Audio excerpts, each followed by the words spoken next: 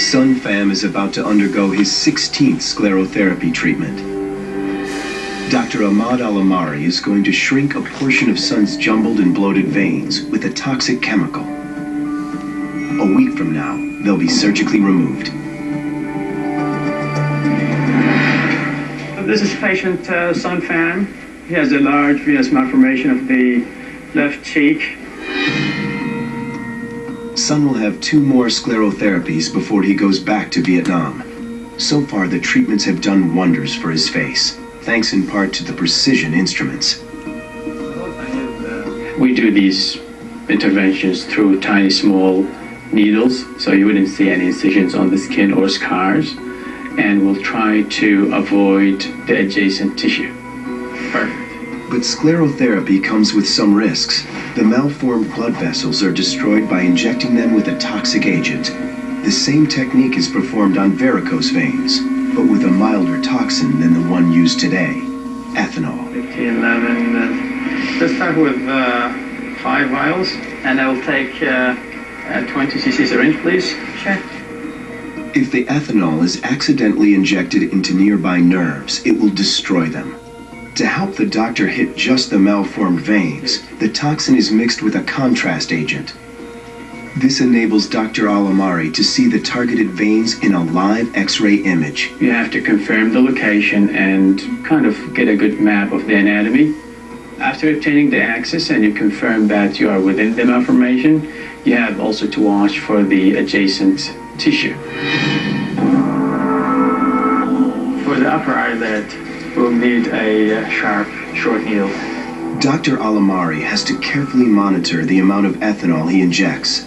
Too much of it in Son's small body could trigger cardiac arrest. He didn't feel it that bad, so I assume that I can give him a little bit more. Suddenly, Son's heart starts racing. He can feel the toxin. His heart rate is going up.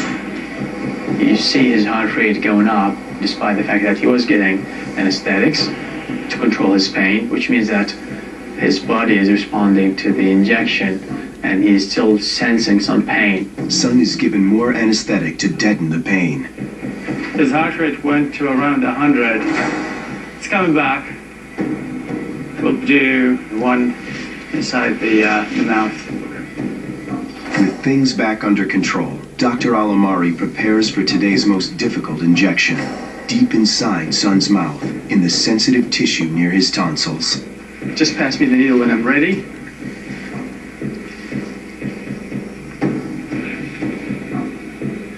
If Dr. Al-Amari hits the wrong spot, he could permanently damage the nerves in Son's throat. So, ready? Yeah. Go ahead. Turn it on at 0.7 liter. Perfect. The procedure is a success. He did well. I'm expecting a lot of swelling for almost a week. Besides his face, Son will also get swelling in his throat, which will affect his ability to eat. I would tuck it against the posterior wall of the throat. Good morning. Hi, Pham. The next morning, Dr. Al-Amari checks up on Son. Did you feel any pain when you swallowed the liquid, the fluid, the juice you got last night? Did you have any pain? Does it hurt, son, when you swallow? Yeah. It does? Yeah. Okay, yeah. The swelling in Son's throat is extreme. For the next few days, he'll have to stick to liquids, with crushed pain pills mixed in. But there are no other complications.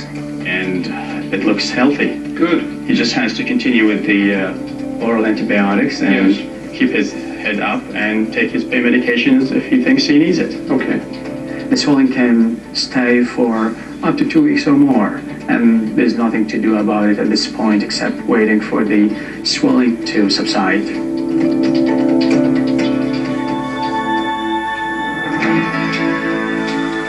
A month later, Son has fully recovered from the sclerotherapy and the follow-up surgery to remove the shrunken veins. Usually I had to drink over this side, but now I can drink straight. Now, usually people just... In the 2 years since his medical treatments began, Son has gone through an amazing transformation. Doctors hope that after the next 3 procedures, 80% of his venous malformation will be removed. Son will then go back to Vietnam to live with his foster family. But the Walters hope he'll return to North America for more treatment to get closer to his dream of a regular face.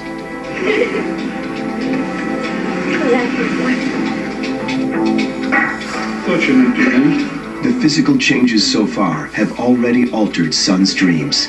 He did say something to me the last week about eventually he will want to get married. Well, before I came to Canada, he said, I didn't want to get married. And I didn't have to ask him why. Whatever life holds in store for Son, his future lies in Vietnam.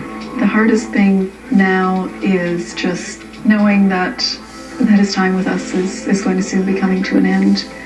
And it's going to be very bittersweet. So do you eat this often in Vietnam, some salad rolls? Yeah.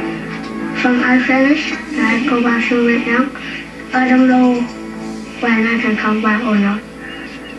So, I don't know when. If and when Son does come back, doctors can finish reworking his curious architecture.